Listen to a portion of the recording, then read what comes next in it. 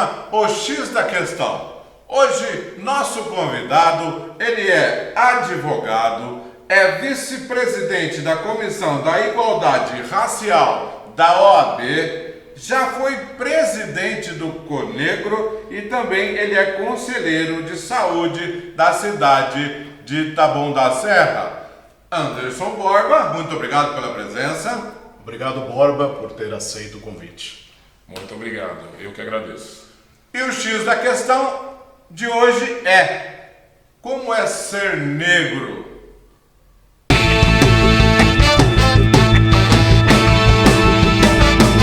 Não é fácil ser negro no Brasil. Hoje melhorou bastante, nós vamos dizer, avançamos bastante, graças a lutas de várias pessoas que vieram depois de nós. Isso dá para nós vermos, de modo geral, nas novelas, a quantidade de negros que aumentou. Mas tudo isso foi uma grande luta, através de conferências, de conversas que nós tivemos, para que melhorasse. Mas falta melhorar muito ainda. Mas não é fácil, não. Anderson, o que é racismo? Racismo, podemos dizer que é um preconceito da aceitação do outro, de se achar melhor que o outro. Então, colocando o racismo como um preconceito, nós podemos falar também do machismo, do homem se achar superior à mulher. E na questão do racismo, o que nós enfrentamos é de alguns brancos, pessoas brancas, se entenderem melhor e numa situação melhor. O que nós procuramos lutar não é ser melhor ou pior, mas ser igual e ser respeitado, como pessoa, como ser humano, como profissional. Essa é a luta. Então, racismo é realmente tratar de forma diferente o outro. Borba, você faz parte da CIR, a Comissão da Igualdade Racial da Ordem dos Advogados do Brasil. Isso. Vocês recentemente, um grupo se reuniu para discutir políticas públicas relacionadas ao combate ao racismo em Taboão da Serra. O que vocês já conseguiram discutir e colocar como política para a cidade de Taboão da Serra? Bom, eu vou começar pela OAB. A pergunta que você faz é referente à eleição anterior, eu quero chegar lá, mas já houvemos um avanço, por exemplo, na OAB. A OAB são 4 diretores, presidente, vice-presidente, 5. Presidente, vice-presidente, tesoureiro, secretário adjunto. E nós não tínhamos negros. Hoje a OAB exige que no seu quadro tenha 50% de mulheres e que tenha 50% de negros. Então isso foi um avanço de grande luta. Quanto a essa questão da mudança que nós conseguimos fazer em Taboão, não conseguimos. Tentamos, fizemos essa carta que foi feita na época da eleição, onde várias pessoas do movimento negro que já atuam aí há muito tempo, a maioria oriunda do Instituto Solano Trindade, que foi fundada pelo professor falecido João Batista, entre eles, eu tenho que citar os nomes, que são pessoas muito importantes conhecidas: a Rose Menezes, do Conegro, doutora Leila, que é advogada, também fez parte, Elvio, Tio Queu, que todos conhecem, eu espero não ter esquecido de ninguém, Tânia Portela, a Cláudia Adinha, o Geru. Então, essas pessoas, nós nos reunimos para montar um documento referente ao negro não se ver representado na política. Então, partindo dos ministérios, hoje melhorou um pouquinho, mas não tanto, mas nós não víamos negros, secretários estaduais não viam negros, e aqui mais próximo de nós, em Taboão da Serra, nós não víamos negros em cargo de poder. Então, nós fizemos uma discussão e apresentamos carta para os 9 candidatos, para que os candidatos negros daquela coligação fossem reconhecidos, cada um na sua profissão, o advogado, o professor, o engenheiro, e eu pudessem ocupar cargo de decisão. Porque o que acontece no mercado, respondendo até a sua pergunta sobre racismo, sempre há uma desconfiança se o negro é profissional qualificado para ocupar o cargo. Então, qualquer empresa, basta ir no banco, você vai no banco, você dá a geral, você vê quantos negros ocupam ali o cargo de decisão. Então, você vai ver um negro segurança, você vai ver um negro faxineiro, porque a visão que o mercado tinha né, de que o negro só ocupa cargos de serventia, ele não tem capacidade de ocupar outro cargo. E a cota veio para mudar, talvez vocês entrem nessa discussão, porque os negros começaram a se formar. Então você tem negro advogado, como eu, você tem negra, a Janete, que é uma enfermeira conhecida, diretora de um posto de saúde. Hoje você tem negros médicos, que era muito raro, né? Você tem negros engenheiros, tem negros matemáticos. A minha esposa é doutora em educação, então ela se formou em jornalismo, fez mestrado pela USP, é doutora pela USP, fala 3 línguas, trabalha hoje no GD10, uma das empresas do GD10, e viaja ao Brasil fazendo essa discussão racial. E até aqui no município, ela e a Dinha tiveram uma conversa e influenciaram na pequena mudança que teve na educação. Então, a carta foi justamente para que os negros sejam reconhecidos como população, como parte da população de Taboão da Serra. Agora, sobre esse episódio da iniciativa do Conegro de apresentar a carta... Só corrigindo, não foi do Conegro. O Conegro é um conselho. Foi pessoas do movimento negro de várias entidades que se reuniram. Obrigado pela correção. Esse movimento negro, ao ter a iniciativa de apresentar esta carta, um dos candidatos, então candidato Aprígio, se recusou a assinar, por conta de não concordar com algumas propostas ou reivindicações do movimento, entre essas reivindicações, que parte dos comissionados da administração municipal fosse composta por pessoas negras. Eu queria saber a sua posição. O que o senhor achou da manifestação do Aprígio, de ter se irritado, inclusive, ter jogado o microfone na mesa, e a administração hoje é reflexo da reação do prefeito naquela ocasião? Não. O fato dele não ter assinado a carta é um direito que ele tem, ele não era obrigado. Todos os demais candidatos assinaram por reconhecer que aquela carta era legítima. O Aprígio não reconheceu, como o vice dele, à época, o Buscarini, também não reconheceu. Tudo aquilo era conversado antes com a assessoria dos candidatos, nós mandávamos as propostas antes, e era uma dinâmica de 2 horas, que era a leitura, um debate do porquê nós estávamos reivindicando aquilo que o movimento negro volta a falar, não se vê representado pela política, e eles não entenderam. Tanto é que dentro do grupo nós tínhamos 3 advogados, tínhamos professores, tínhamos enfermeiras, tínhamos pedreiros, tínhamos todo o movimento negro representado, toda a profissão representada. E o vice-prefeito, isso está gravado, então eu posso falar, disse que no governo dele ninguém entraria pela porta do fundo, ou seja, não teria livre nomeado. E se nós quiséssemos entrar, que nós fôssemos estudar para prestar concurso, colocando que as pessoas que estavam ali não tinham capacidade de ser contratadas. Então, e não houve mudança. Em tentativa de resposta a essa carta, ele indicou um secretário negro, né, é o Binho da Saúde, sobrenome de Saúde, para a Cultura, que nós entendemos que ele caberia, como eu falei no começo, nós temos profissionais para todas as áreas, na área da saúde. Mas sempre os negros são vistos como só faz cultura, nós só sabemos fazer música, só sabe fazer esporte, só sabe jogar futebol, e é onde nos encaixam, não nos veem. Então, tentando responder à nossa demanda para não ter o título de racista, ele tentou indicar um secretário negro para uma área que não cabia. E não estou dizendo que o Binho não é um profissional. Ele não era, até tentou desenvolver um trabalho, desenvolver um bom trabalho na cultura, mas não era a área. Dentro do governo, dentro dos apoiadores dele, ele tinha outras pessoas capacitadas para ocupar qualquer cargo dentro da secretaria. Então, respondendo, não, ele não nos atendeu, não viu, e nós entendemos isso como uma atitude antirracista. Eu não posso dizer que ele é racista, porque até o momento ele não fez nenhuma atitude grave que nós pudéssemos colocá-lo como racista, porque hoje racismo é crime. Se ele tivesse feito, nós iríamos entrar com a representação e tentar condená-lo. Mas as atitudes dele são antirracistas, ele não é um antirracista. Então ele não trabalha para diminuir a desigualdade, tanto racial nem quanto de gênero. Você está se referindo ao Aprígio? Ao prefeito Aprígio, sim, a quem está no governo. Apesar que os demais não nos chamaram para conversar, né? Tem alguns que são candidatos novamente e não estão nos chamando para conversar, para colocar essa demanda no seu programa de governo. Borba, quais as causas do racismo? Na Idade Média, tinha relacionamento de culturais e religiosos. E hoje, quais são?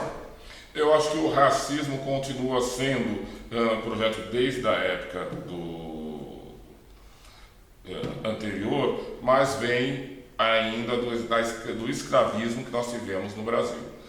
Foram 350 anos de escravidão, e aí volta aquele projeto por que o negro foi escravizado, porque era considerado uma raça inferior. E quando você dá a libertação aqui no Brasil, poucos sabem, mas nós tínhamos menos de 10% de escravizados. Não eram escravos, eram escravizados. Porque muitos já tinham sido libertos, ou por fuga, ou pelo trabalho mesmo dos escravizados, que tinham alforria, que compravam, então já tinha diminuído, mas aquilo continuou. Isso se vê que logo que termina a escravidão, se quem cuidava das fazendas eram os negros, ou tinham capacidade de cuidar, não foram contratados. Foi quando você teve uma grande imigração de estrangeiros para vir fazer aquilo. A escravidão, como diferente do que muitos pensam, não foi uma coisa aleatória. Então, os escravizados que foram para Minas é porque dominavam no continente africano a questão da mineração. Os que foram para a área de agricultura é porque dominavam a questão da agricultura. Então, você pegando o estudo, pena que eu não consegui trazer, você vai ver que muitas invenções, muitos instrumentos foram inventados pelos negros, vieram do continente africano.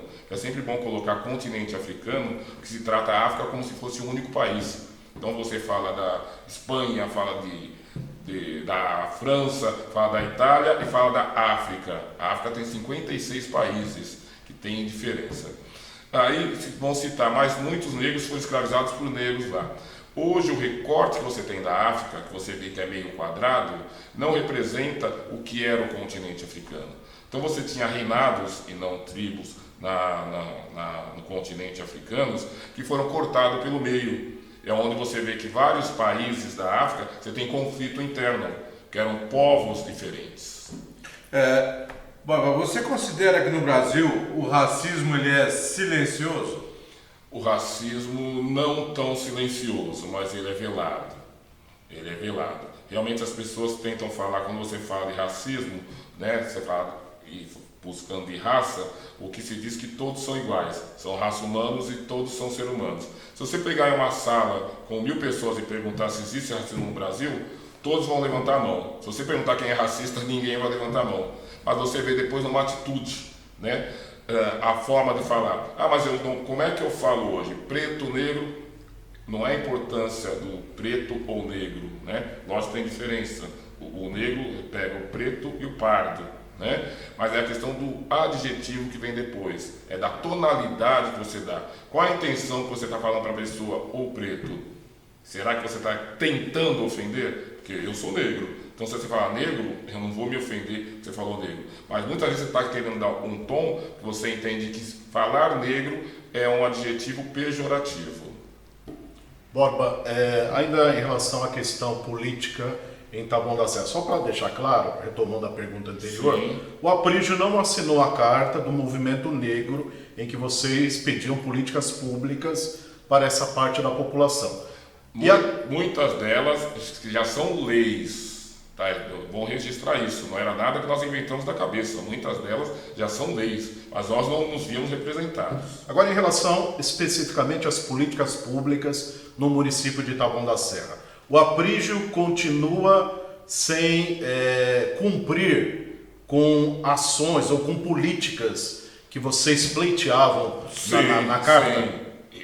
Todos vão ver isso. Hoje nós temos o Conselho, a Coordenadoria da Igualdade Racial, a qual foi implantada no município através de uma lei, foi implantada pelo prefeito Evilásio, mas foi implantada porque o PSB, dentro do seu programa, tinha que todos os municípios ou estados que fossem governados pelo PSB tivessem que ter uma Coordenadoria da Igualdade Racial. E isso, a doutora Leila, que fazia parte do PSB, quando o Aprígio assumiu, exigiu do Evilásio e foi colocado. Então essa coordenadoria existe, é uma lei, e não temos coordenador. Qual é a importância dessa coordenadoria? É fazer a interligação com todas as secretarias. Então, se ele não tem coordenador, é porque ele não entende que isso é importante. Quando se fala do CONEGRO, que é o Conselho Municipal do Negro, nós estamos aí desde 2012 sem o CONEGRO, porque não houve interesse do governo anterior, Fernando, e nem do Aprígio de refazer. Por que tem o Conselho da Saúde? Porque se o município não tiver, não recebe verba. Então, através dessas atitudes, você vê. Dentro, como conselheiro da saúde, eu entrei no Conselho da Saúde, indicado pelo CNN, que é o coletivo de negras e negros. Eu entrei pelo movimento negro, porque nós víamos que a demanda da saúde da população negra não era atendida. A questão da anemia falciforme, quem trabalhava muito, eu sempre falo, era a Rose Menezes. Você via ela rodando pela cidade, com faixa, com barraquinha, informando a população do que é anemia falciforme. E depois que ela parou de fazer, porque o CONEGRO parou, não teve mais. Analisa. Anemia, o que se dá? É ferro para qualquer pessoa. Se você der ferro para uma pessoa que tem anemia falciforme, você mata ela. E quem pode ter anemia falciforme ou traços falciformes? Qualquer pessoa que seja descendente. Então é uma questão muito importante. A questão da pressão arterial. Pesquisa já mostra que a maioria da população negra tem pressão arterial. Porque do estresse, por falta de comida, por falta de estudo, por pressão do racismo. Não existe um trabalho específico nisso. Tanto é que muito tempo se dava captopril para a pessoa negra, pressão, como dava para qualquer um, e a pressão não baixava, porque era um remédio que não atendia. A medicina no Brasil, ela não é voltada para atender a população de forma diferente. Então, isso nós vimos que não existe um trabalho nem do governo anterior, nem desse. Foi onde nós entendemos que nós temos que fazer parte desses conselhos para conseguir implantar. Dentro disso que você está falando em relação à saúde, qual a importância de as unidades de saúde identificarem a raça do paciente? É justamente para ver qual que é a necessidade de saúde da população negra. Eu estava falando da anemia falciforme, falei da pressão arterial. Pesquisa mostra que o câncer de próstata, também a maioria das pessoas que tem é a população negra. Então, se você não tem um trabalho dentro da Secretaria de Saúde, dentro dos postos, das unidades básicas e dentro dos prontos-socorros, você não vai capacitar as pessoas para atender. Então, brancos, negros vão chegar lá e vão receber o mesmo medicamento e isso não vai resolver. Hoje, nas unidades de saúde, nos prontos-socorros, já está sendo anotada a identidade racial do paciente? Sim, depois de muita luta, existe uma resolução, se eu não me engano, é 844 de 2016, foi implantado. Mas para isso, nós eu tive que entrar no conselho e ir nas unidades e exigir. Porque você chegava na unidade, cheguei no UPA, perguntei para a atendente por que ela não perguntava, ela disse que não tinha recebido ordem, fui falar com o administrador, ele não sabia, não queria e nós tínhamos que mostrar a resolução. E aí eu agradeço ao Márcio, que é hoje o presidente do conselho, e quando eu reclamava, ligava para ele, na mesma hora ele ligava para o diretor e ele fazia, então ele ajudou muito isso. Na época da pandemia, nós tivemos lá a vacinação no Parque das Hortênsias, eu tive que discutir e exigir que fosse colocado. Então, depois de muita luta, através do conselho e através do Tarifa que entendeu isso, nós conseguimos colocar. Qual que é a importância de ter essa questão? Porque num levantamento dentro da cidade, até para comprar remédio, porque quando você vai fazer a compra dos remédios, você tem que levar em consideração que tipo de remédio foi colocar, quais as patologias que estão sendo atendidas. Se você não tem esse levantamento, você não sabe qual é a quantidade de remédio que tem que comprar para cada patologia. E aí acaba faltando o remédio. E até a questão do atendimento, da capacitação dos funcionários lá para atender principalmente as pessoas que têm anemia falciforme ou traço. Borba, agora eu queria falar sobre o racismo reverso. Há discriminação das pessoas negras com os brancos? Eu não posso dizer para você que não há. Isso é generalizado? Não. Mas muitas vezes é muito por defesa. É muito por defesa. Né? Quando você fala é uma coisa Quando que... o negro se sente agredido, se sente... Exatamente. A questão do cabelo, hoje eu acho muito interessante, eu rodo os barzinhos, as casas de samba, eu acho muito interessante os cabelos que vocês veem hoje, né? Cabelos grandes e tal. Tem gente que fala que é cabelo bagunçado.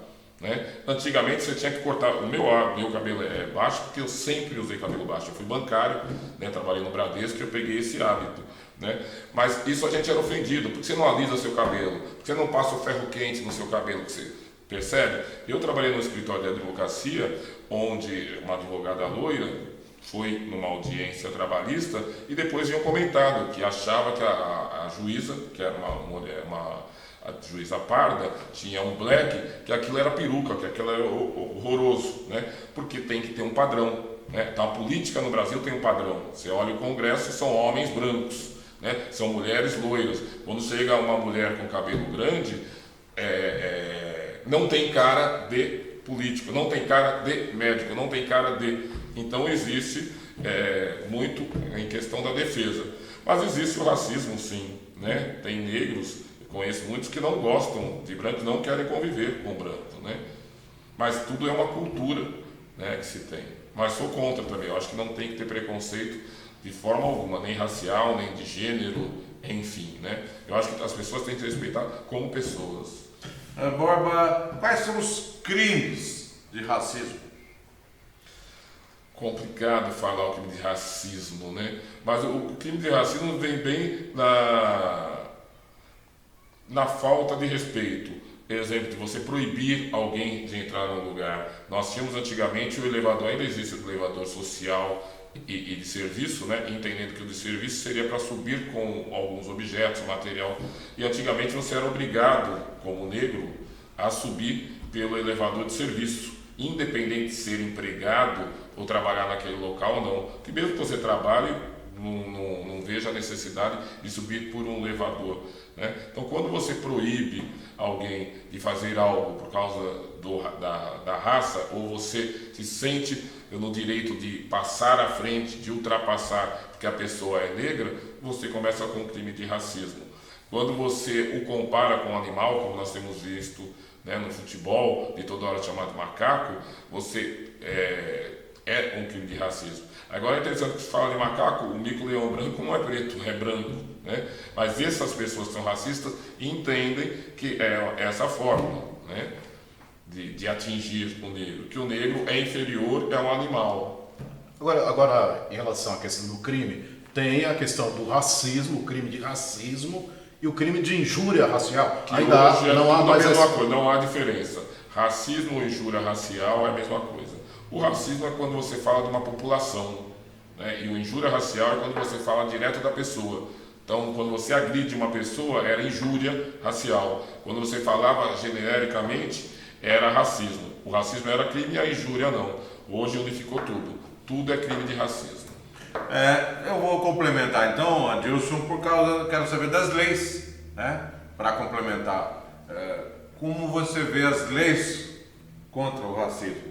São suficientes? São eficazes. A questão não é a lei. No Brasil tem uma questão de lei que pega e lei que não pega, que é absurdo. Lei é lei, você tem que cumprir. Teve um caso, foi, se eu não me engano, num supermercado, se eu não me engano, e quando a vítima foi à delegacia, ao invés de colocarem crime de injúria racial, colocou crime contra a pessoa, alguma coisa assim. Então o que acontece é que quando chega na delegacia para fazer a denúncia, existe uma grande resistência do escrivão de colocar aquilo como injúria, como racismo, porque hoje o racismo em geral é um crime inafiançável. Como ele não entende, ou ela, que seja escrivão, não entende, não quer que a pessoa fique presa e ela não aceita que aquela atitude é racista, ele não registra como racismo. E aí a pessoa acaba saindo, às vezes pagando uma fiança, às vezes nem pagando nada. Então a questão, as leis são, todas as leis no Brasil, eu coloco que são eficazes, a questão é fazer cumprir. Um exemplo disso é a lei dos partidos. Foi feita a lei que as mulheres, os negros, os partidos deveriam fazer um repasse para negros e mulheres. Muitos partidos não cumpriram, até os partidos de esquerda. E hoje estão lá no Congresso tentando uma isenção, por não terem cumprido. lei é lei, se não cumprir eles têm que pagar multa, mas eles fazem a votação, eles acabam mudando tudo. Então as leis são eficazes, desde que sejam realmente cumpridas. Borba, você citou a Coordenadoria da Igualdade Racial, Coordenadoria de Taboão da Serra. Você disse que não tem coordenador, mas o fato é que até o ano passado o Antônio Carlos Souza Santos era o coordenador da CEPIR. Isso. Né? Ele saiu, foi desligado por conta da determinação judicial em relação aos cargos de livre nomeação, Isso. embora o Souza tenha voltado agora para a administração, só que ainda não há uma designação para qual cargo ele vá. O fato é que, teoricamente, a CEPIR realmente está sem coordenador, mas teve um coordenador até o fim do ano passado. Sim. Ou seja, 2 anos com um coordenador. 2 mandatos. Né? Dois Sim. mandatos. E justa, Ele, então, por 4 ou 6 anos. sim. não E vai agora também no atual governo, até o ano passado, ele era um coordenador Isso. reconduzido ao cargo. Que avaliação você faz do trabalho do Souza Santos à frente da CEPIR? Dentro do movimento, nós temos algumas diferenças de ideias, né? Então, nós temos vários grupos, como eu falei, alguns trabalham na área da cultura, outros trabalham na área da educação. O Souza até tentou desenvolver alguma coisa, mas eu entendo que a coordenadoria deve ser ocupada por alguém que seja neutro, que tenha coragem de debater com os governantes, né? O Souza tinha um pouco de dificuldade, mas dentro da possibilidade que lhe deram, né, porque ele era coordenador dele mesmo, nunca conseguiu ter uma equipe, como a Leila também era coordenadora dela mesma. Um avanço que ele conseguiu foi que ele conseguiu uma sala para trabalhar e poder atender, né? Então isso ele conseguiu, mas ele teve grande dificuldade. Não era o coordenador talvez que todos gostassem, mas nós não podemos dizer que ele não desenvolveu um trabalho na coordenadoria. Na atual administração, o que se via era o Souza postar fotos numa sala que eu imagino pelas imagens que eu vi, que era uma espécie de um puxadinho, né, em que ele fazia questão de mostrar que ele estava com determinadas pessoas e, na minha avaliação, não discutia especificamente políticas públicas para os negros de Taboão da Serra.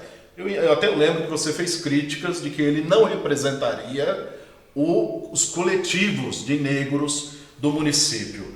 Você tem essa visão de que o Souza fez uma gestão aquém do que poderia um coordenador da CEPIR? O que eu coloco, e não diria só o Souza, mas o cuidado que tem que se ter quando se ocupa um cargo é não levar para o lado político. O que nós falamos é que o nosso pé é preto. Então, independente de quem está lá, eu entendo que o coordenador tem que ouvir todos os segmentos, todos os movimentos, não tem que ter diferença. Então, essa questão de não atender, nós tínhamos mesmo, né? Se era alguém que tinha uma diferença com ele anterior, ele não seguia. Tentou fazer algumas coisas, né? Nos últimos meses, com o novo subsecretário adjunto, Joel, né? Que aí convidava, começou a se avançar. O que nós entendemos é que não é papel da coordenadoria só fazer evento, festa. A coordenadoria tem que fazer discussão política. Eu, quando presidente do Conegro, juntamente com a Rose, era nossa secretária, né, nós tínhamos um grupo, nós fizemos 10 palestras sobre saúde, sobre o negro no mercado de trabalho, sobre o negro na mídia, e que nós entendíamos que ele deveria fazer. Não sei se ele não o fez porque não quis, ou se não o fez porque não tinha condições. Então, nesse governo que não está ligando para a coordenadoria, fica difícil dizer que ele não quis fazer. Talvez até ele tenha tentado fazer e não conseguiu, e para se manter lá representando, deixou do jeito que estava. Mas volto a falar, não existe estrutura. Eles colocam uma pessoa lá para dizer que tem, né? Mas ele veio conhecer, participou de conferências, tentou fazer fez uma conferência, né? Ele tentou fazer algumas coisas. Não era exatamente como eu faria, mas cada pessoa tem uma forma de fazer, né? Então não posso pessoalmente criticar que ele não fez, se foi por falta de conhecimento, por falta de vontade. Talvez ele não tenha conseguido fazer da forma que gostaria, não quis também ir para o enfrentamento, na opinião. Borba, vamos falar sobre cotas. Sim. Você é contra ou a favor? Eu sou a favor das cotas. Muita gente discute, só lembra das cotas, quando fala cota, lembra das cotas dos negros. Mas há tempos atrás, você pesquisando, nós tínhamos a cota do boi. O que era a cota do boi? Se não me engano, nos anos 50. Então, para você colocar o seu filho na faculdade, você tinha que ter tantos bois, enfim. Então, mesmo os brancos tinham essa dificuldade de colocar. Qual que é a importância das cotas, que são afirmações públicas?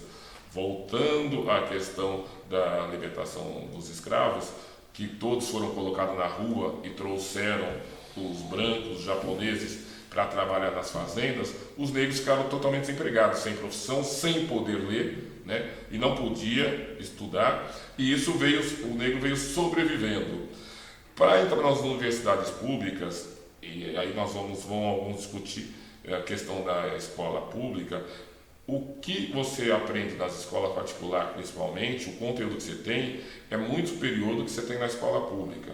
Aí eu vou falar, tá, mas o branco também, pobre, estuda na escola pública, mas não tem condições. Mas se você pegar um branco pobre, normalmente os pais deles, né, estão empregados diferente do negro. O negro abandona a escola cedo porque tem que trabalhar. Com a abertura qual que foi a ideia das cotas? Fazer uma igualdade. Então, vamos pegar uma corrida, né? Nós temos o Usain Bolt, né, que faz muito rápido.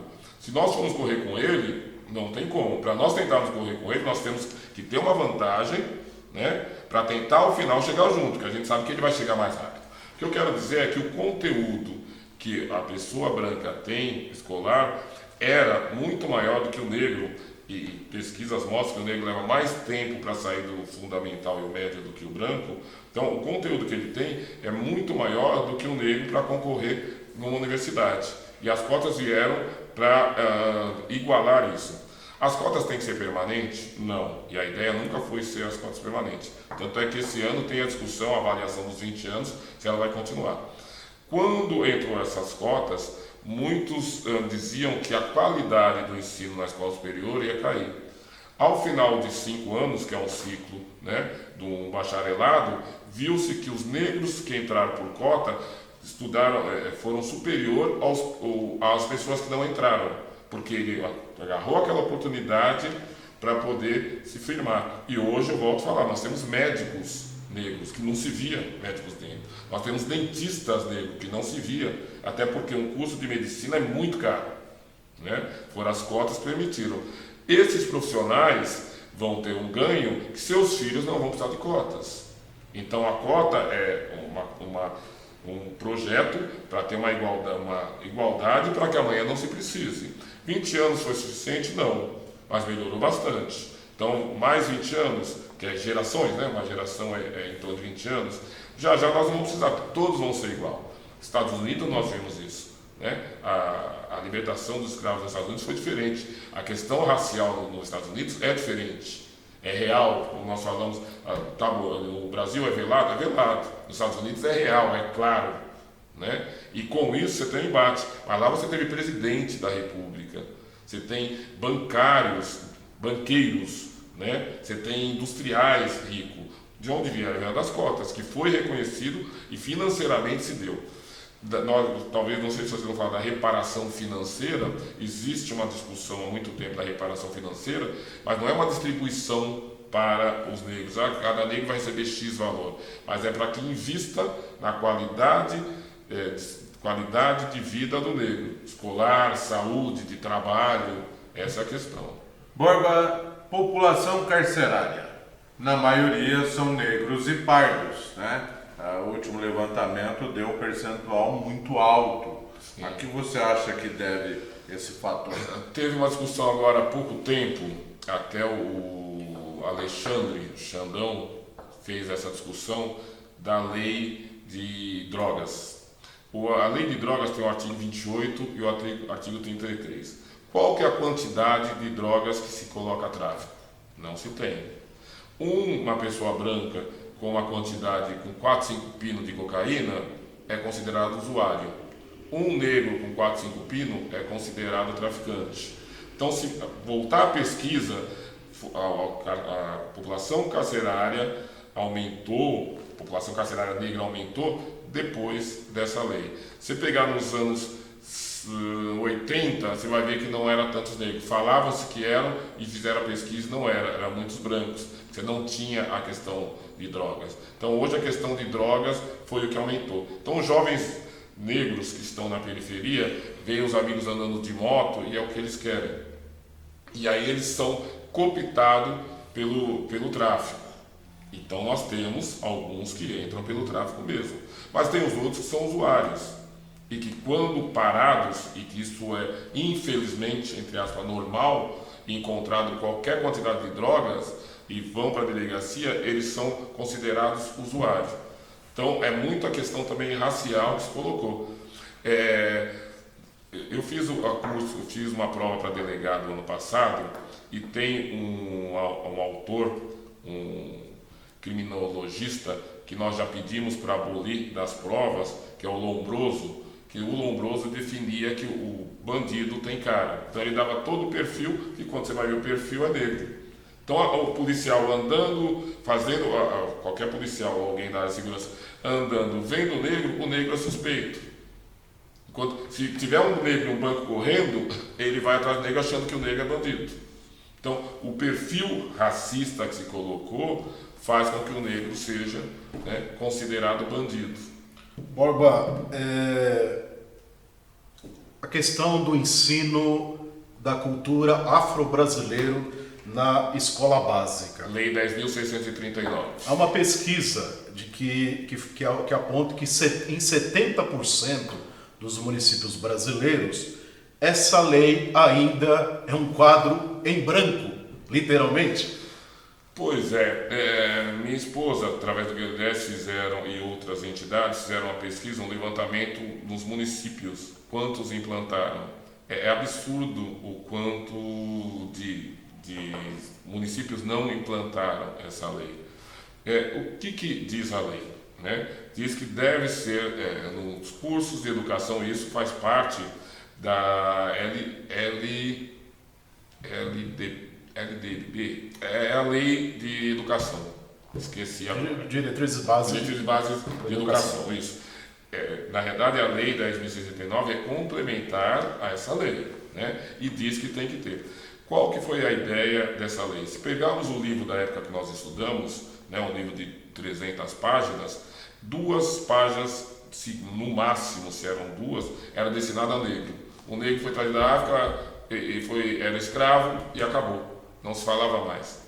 E aí, como eu falei no começo, o negro teve muita contribuição com a construção do Brasil, com a sua engenharia, com o seu maquinário, com o seu trabalho, com a mão de obra. Então, essa história tem que ser contada. Eu sempre falo, nós que estudamos, tinha na escola a Miss Caipirinha, acho que todo mundo lembra, Tinha a festa junina, tinha a noiva. Você não via uma menina negra ser a noiva, porque não tinha o perfil. Você não via os meninos querer dançar com a menina negra, que volta ao racismo. Então, toda essa questão dessa educação é para mostrar nos livros o que é ser negro, o que o continente africano contribuiu com o mundo. E também abordar figuras negras sem os estereótipos que são apresentados. Exatamente.